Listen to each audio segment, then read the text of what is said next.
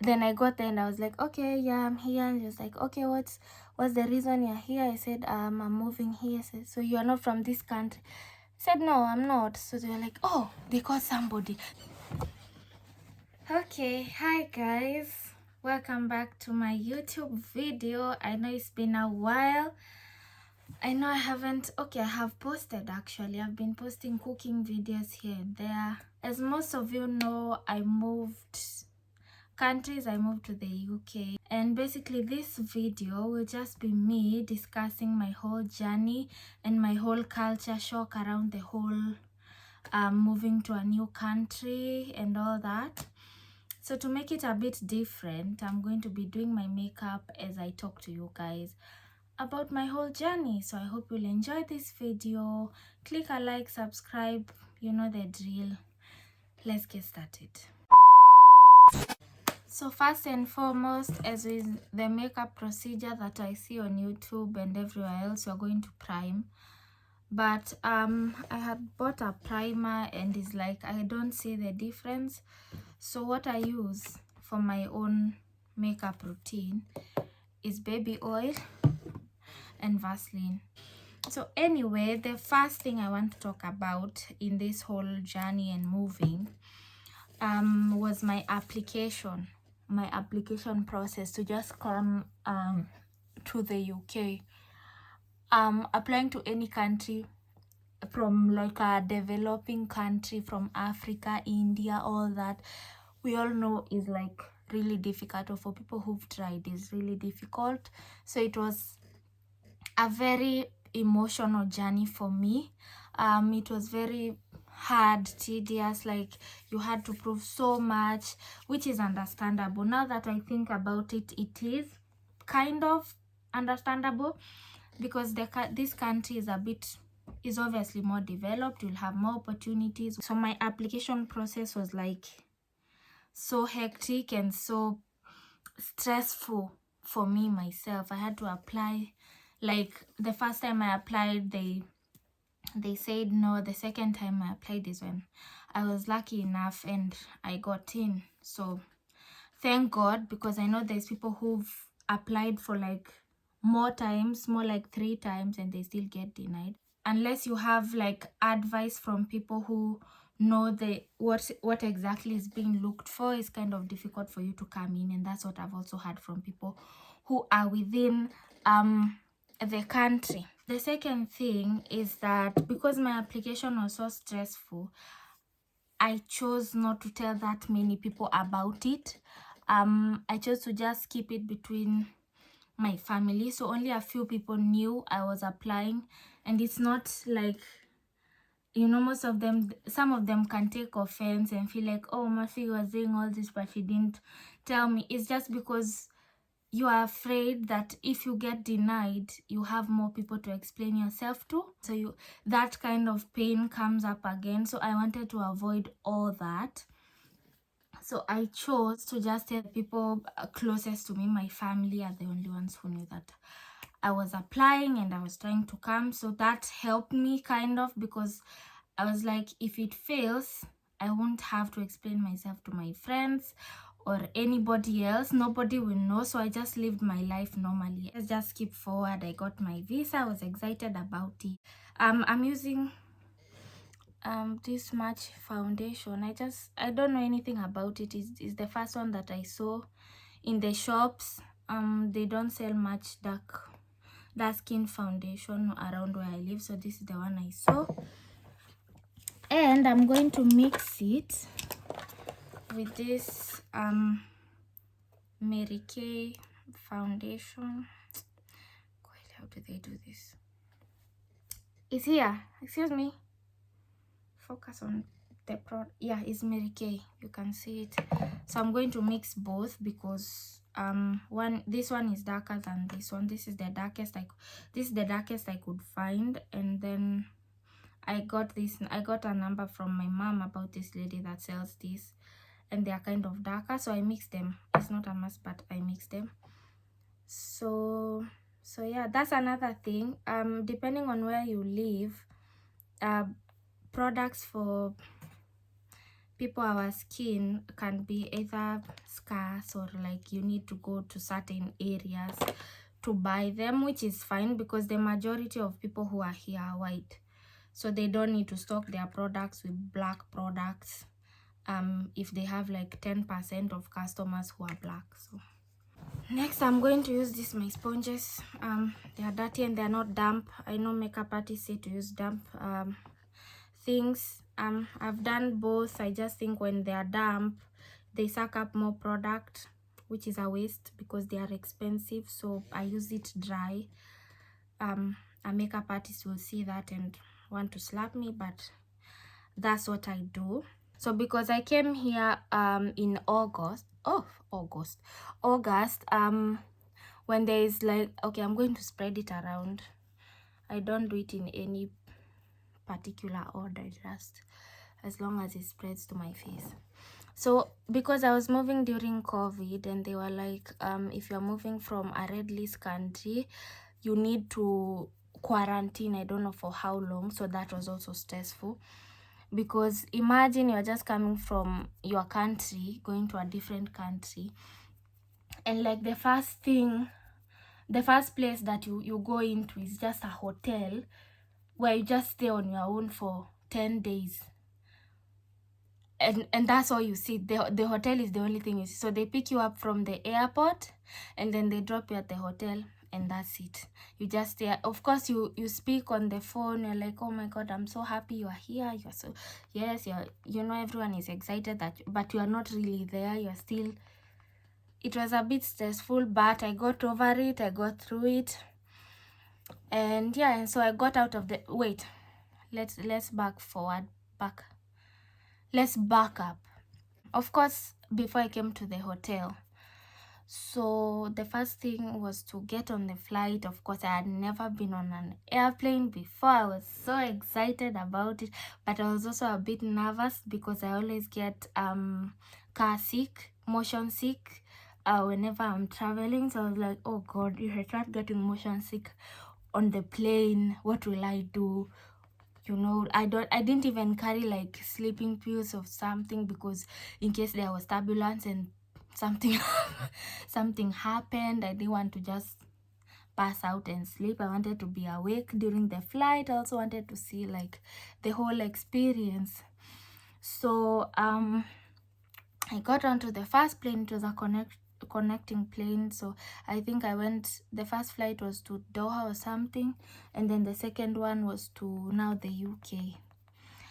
Now this is the problem. If you're planning to travel anywhere in the future and you're seeing this video, my advice to you, just have money with you. Because I had such a, okay, it wasn't like a terrible time, but it wasn't a good time. I had some money to travel before I came, but I decided to spend it because my sister, who had traveled before, told me that I don't need that much money to travel. She said to me, if I have $10, if I have 10 euro, I'll be fine. It was her just saying, you don't need that much, but keep some. But me myself and I decided, my sister said I don't need that much money. So when I got on the plane, I had $10, 10 euro. That's all I had. So the first flight, and I was told Emirates, because I travel with Emirates, I was told Emirates serve food, so I wouldn't need money for food. So I was like, okay, that's fine. So the first flight I took, they served us, I think they served us breakfast or something, and it wasn't that bad, but it wasn't the best food that you will ever eat. Anyway, it was just for a few minutes I ate and then I was fine. But the layover was the problem, because I had a layover of 5 hours. And during the layover, I was a bit nervous because I'm on my own in this like big airport. I first have to find where my what is it called? This place that you go to wait for the for your plane to come. So I first had to find that place. Before I found that place, it was a while, and then I was seeing like some shops, you know, you can buy food and what, but I'm just looking in my wallet and like, I only have 10 euro. So if I spend this 10 euro, I don't know how much these shops are selling like crepes or food or anything. So I was a bit nervous. I decided to call and say, oh, I don't have enough money, can you send me money? There's no, like, I had some money in my equity. This is why education is important. I had some money in my equity card, but I was afraid to use my equity card because it's a Kenyan bank. So I don't know if ATMs, it's a Visa card, so obviously it would work, but I was scared of even trying. And then my card imezwe, and then I end up, okay, I don't have any source of money. And then I'm like, equity, my money is in Kenya shillings. So can I pay for things in euro, even if the money that's in my card is in Kenyan shillings? So I was like, no, let me just not spend any money. Let me just sit here. I had like a Coke from the airplane, so I had that. I was so hungry. And people who have motion sick, you know, the worst thing you could do to yourself is go hungry in a car. So now I went hungry in an airplane. For me, that's what triggers my motion sickness. Either I'm hungry or I'm too full. So the minute I got on, the first plane was fine. The first flight from Kenya to Doha was fine. Now from Doha to UK was just hell, because there was a bit of turbulence, not like but like bouncy. And that's the kind of things that trigger, like ukiwa kwa jam, when you're in traffic and you're constantly moving like this, it triggers your it's like nausea, your motion sickness. So that really triggered me. So yeah, that was hell. I asked the flight attendants, I was like, oh God, I'm not feeling so well, can I have something? They were like, we don't, though they gave me like painkillers and told me to try lying flat. They were so nice, by the way, all of them, they were nice. So if you are looking to travel, I would recommend using Emirates. Next was now to find the immigration place that you're supposed to, I don't know what it's called, sorry. I was like, it's such a big airport. I landed in Heathrow. It's such a big airport, so I was a bit overwhelmed and confused. So okay, I'm using this is obviously the most famous concealer. I don't even know why, but it's really good. It has a good like consistency and it sticks, and it's my shade, it's close to my shade, so I don't like doing too bright things. Oh, anyway, I went to the wrong area, that area that you're supposed to go see people in immigration, tell them why you are here, how you want to come to the country. They ask you just basic questions, but I went to the wrong place. I don't even see the reason why I usually do this. It's just because I see makeup artists doing it. I don't usually see my nose getting smaller, but I had this because I'm supposed to contour here, and then it's too much, so I don't even know why I did that, but anyway, so I went to the wrong place. I got into a queue. It was me and like a European man. We were both confused because that was not our line. It was a line for people coming back from tourism or something. It was for residents, for permanent residents and citizens of the UK. So I made the queue for like, I think like 15 minutes. Then I got there and I was like, okay, yeah, I'm here. And he was like, okay, what's the reason you're here? I said, I'm moving here. I said, so you are not from this country? I said, no, I'm not. So they were like, oh, they called somebody. And I started like becoming nervous because they said I'm in the wrong place and I need to be in a certain area that's, I don't know which side. So he started calling like security and whatever. Oh, my heart was just beating. I was so nervous. I was scared. I was like, okay, now they're sending me back to Kenya because of my foolishness. I'm going back to Kenya. This is how they send you back. And before I had traveled, you know, like just random people, when you're just telling each other stuff, just as friends, you know, you'd hear stories about people being sent back when they're at the airport. So I just thought, okay, I'm in the wrong line. I don't deserve to be here. They're going to throw me out. So they're like, no, this is the wrong line, young lady. You should be there. Just try rush before they close. Like, they close. So I rushed. I ran. I was shaking. I was sweating. I was so scared when I was getting on. I was just like, I had to know everybody's number, everybody that was in this car. I had to know, like, of course, there's things you know, like, you know your address offhand. you know why you are here. It's not like you are lying, so just say the truth, say why you are here. Just say in your application, you did the application, you know why you are here. So they are not really there to stop you. But before I got on, there was like a young boy before me, and I don't know what happened with his papers. I don't know, they doubted his papers or what. He was like young, like a 10-year-old boy. He was coming to see his mom. Like I don't know what happened before, but when I got there, there was like a bit of commotion, and a man was talking to him, and he's like, no, it's okay, you can oh, sorry, oh, it's okay, you can just tell me the truth. Tell me the truth. Are you here to see your mom? Who is your mom? Where is your mom? What? And I was like, oh God, is that what they will do to me when I get, you get a bit nervous that, oh wait, I did all that application, I did all that, and I still have to prove myself to these people. So I started like memorizing, reminding myself, okay, these are, and here's the thing, people who work at immigration and whatnot, when we are coming from Kenya, when someone asks you, where do you live, unaishi wapi, you don't say, oh, I live in BS20 3XB 5 Kwantok, what. We don't have that kind of address. So, and if you've not lived here, you don't know what that even means. So for us, it's just to cram. So when you ask an immigration, oh, what is your address that you are going to, you are just saying it out of recitation, because even you don't know where you are going really. So that, I think maybe they make you nervous like that, so that in case you are lying, or in case you have other reasons to come to the country, you'll be nervous enough and just speak. But yeah, so just know why you came, and just, that's all. So when I got on, I didn't have that many questions. The gentleman just looked at my card and asked me, okay, why are you here? I said, why I'm here. I said, okay, where will you be with? He said, who will I said to him who I will be, your address, what, just basic questions that you will obviously know because you are the one who's traveling. And then that's it. I got onto the country. Excitement, all my fear just got, because I had already finished so I've done concealer, I've done what, I don't usually do much. So after this stage, makeup artist will curse at me. I use this clear powder, because I tried using like the powder that's usually somebody's color.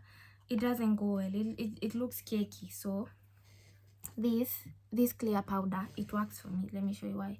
So I put concealer, I put what, now I put my powder, just to make my face matte, because I don't want my face to shine. Yeah, so I got in. The first thing I was nervous about is that I'm black, and this is not a country of black people. Like, it's not the white people country. Like 10% or like less than 5% of people are black. So the first thing I was nervous about is like racism. And I even right now, as I'm speaking to my friends, that's the first thing they ask, like, how is there racism, is there what, because that's what sells in the media, that's what that's what you see, like, white people, they are racist. So I was a bit nervous of facing that kind of rejection, or anyone ever just stopping me and throwing banana at me, or calling me monkey. So that made me nervous. First of all, the area that I live, most people, they are white. So when I got out, when like I'm walking in the street, it's just like the first days I was like a bit nervous, like they see I'm black, what do they think? We walk into a shop and everyone is white. You're like, oh God, everywhere is just white people. I see like one black person, I'm like, oh, I see a black person. Because of excitement, you've not seen a black person for a distance. It's just been white, and it's and it's understandable. Now that I think about it, when you go to Kenya, how many white people do you see? Like you walk a few, you have to walk, or you have to go to Nairobi or somewhere to just see one white person. So it's the same way with the area that I live in. Most of the people are white, I mean. So that kind of made me a bit nervous at first. I felt like, oh God, they're seeing me. And then, because there's biracial people, I'm like, okay, maybe they think I'm biracial. But when I start speaking, I start thinking to myself, oh, they can hear my accent. Now they know I'm not from here. Now what do they think of me? You know, I was a bit scared of like joining the society and what people think. And, you know, and even if you try say to yourself, it doesn't really matter what anyone thinks, I'm here for what, it will still come to your mind because it's a fact. Every day you get out of your house, maybe you are the only ones who live in like a block, in a whole block of houses, maybe you're the only black people. So there's that fact. So it makes somebody a bit nervous, you feel a bit scared. But over time, because you've seen it so much and your mind has kind of gotten used to it, you stop noticing it. So that's what even I was telling my people here. I was like, wait, the first days I was a bit nervous about seeing somebody white. I just got into a mall full of white people and I don't feel strange. They're just people, they're just living their lives. And another thing is that we Kenyans, or you know, as long as you've learned the language, as long as you know English, it doesn't matter how good or how bad it is, as long as you know it, you survive. There's people who come here to learn English because they've never spoken English in their lives and they've survived. So us who've grown up speaking English in school, in high school, in uni, we are fine. So if you're traveling and you know as long as you know the basic, you'll be okay. And even when they don't, of course, there's people who will just say to you, you are not speaking English. No one has said that to me direct, but people have said to people I work with, that I don't know English, like that they don't know English. So I got in, I was lucky enough, I got a job. So I know it's kind of difficult for people to get jobs when they come for family or for whatever reason. It's difficult for you to find your foot because the person who sponsored you into coming, or the person you come to see, to live with, already has their own life. And since you are joining him or her in their life, then your life kind of has to revolve around the life they've already established. So it becomes hard to get a job, it becomes hard to adapt, unless you've come for job or school, it's kind of hard to get your foot into the door. But once you do, you'll be fine. So I'm lucky enough I got a job. When you're in the work setting here, you mix with so many people, which I think is kind of great because you get to learn a lot about people, like their culture. If you're here for a lot of years, I'm not, but from people who've lived here a lot, they don't feel like, of course you don't feel like you belong because you have a home country. Like when you go to Kenya, you're just a Kenyan, so you feel nice that you're in Kenya. But some of them tell me when they go home, they start missing their life here, which is funny because you'd expect you're home, so you're comfortable. No, you get there, 1 week is done, and you want to just come back because the life there is very different from the life here. So people here, mostly their lives is just job. Like me, I don't even know how 3 months have gone. There's no much social life. There is maybe a few groups you can join, but there's no time because most people are doing shifts. They're doing night shift, they are doing so even before, you know, at home, like if you decide, my friends and I want to go out, for example, you decide this Friday we are going out, that's it. Everybody after work, let's go out, full stop. But here, when you have those friends, you can't just decide once. You have to like check your calendars.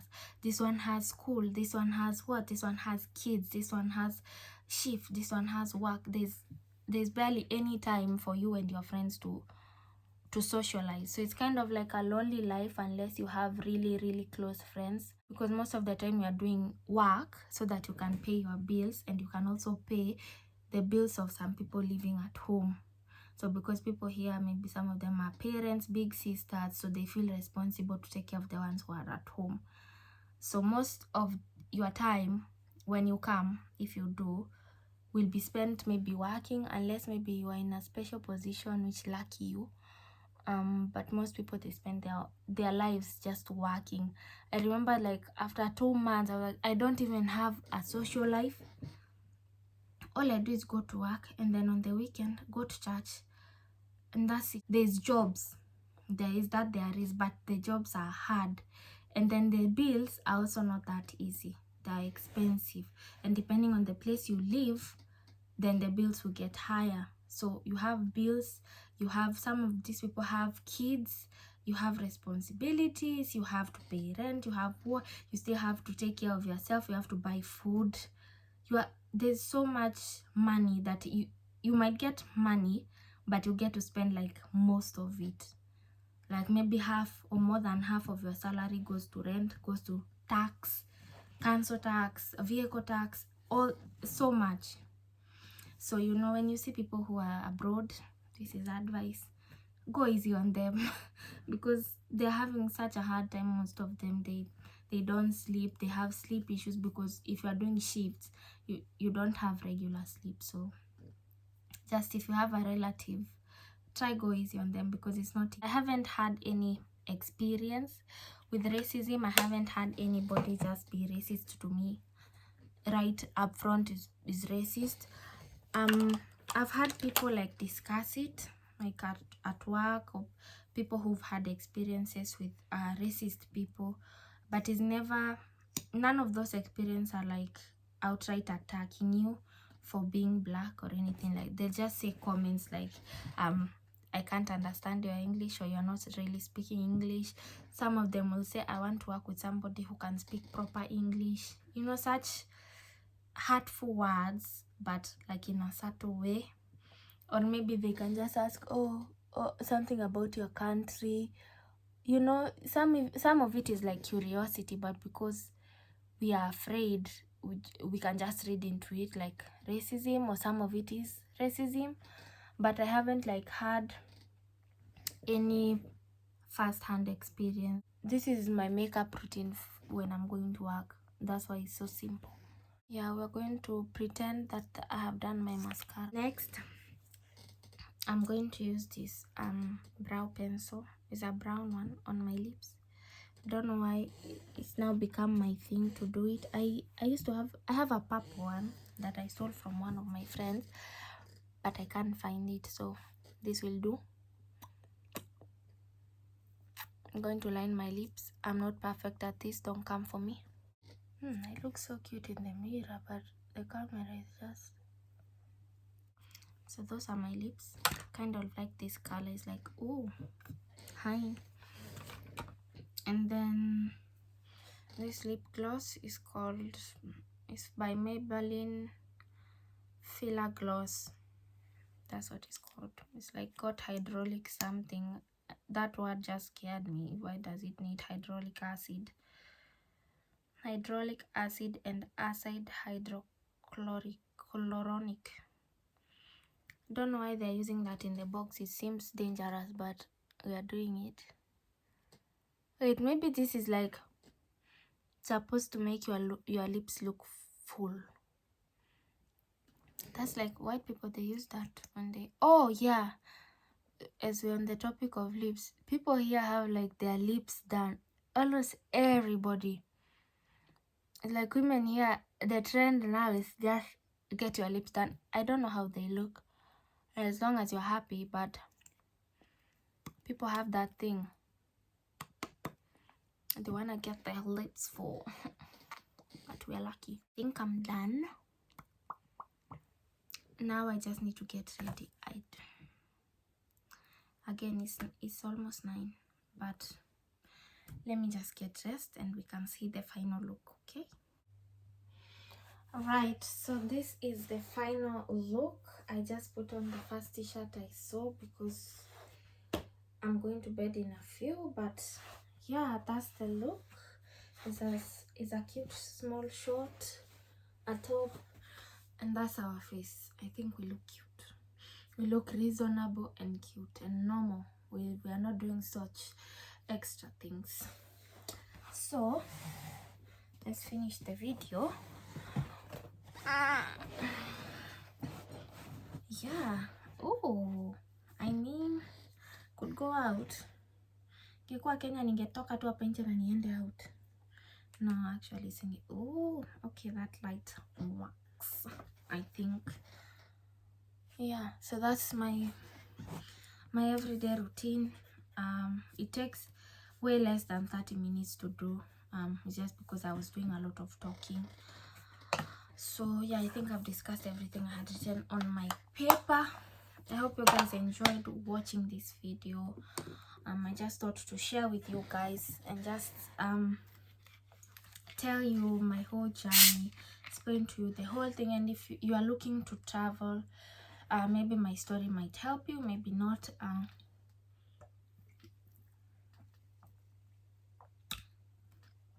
Oh, I needed that.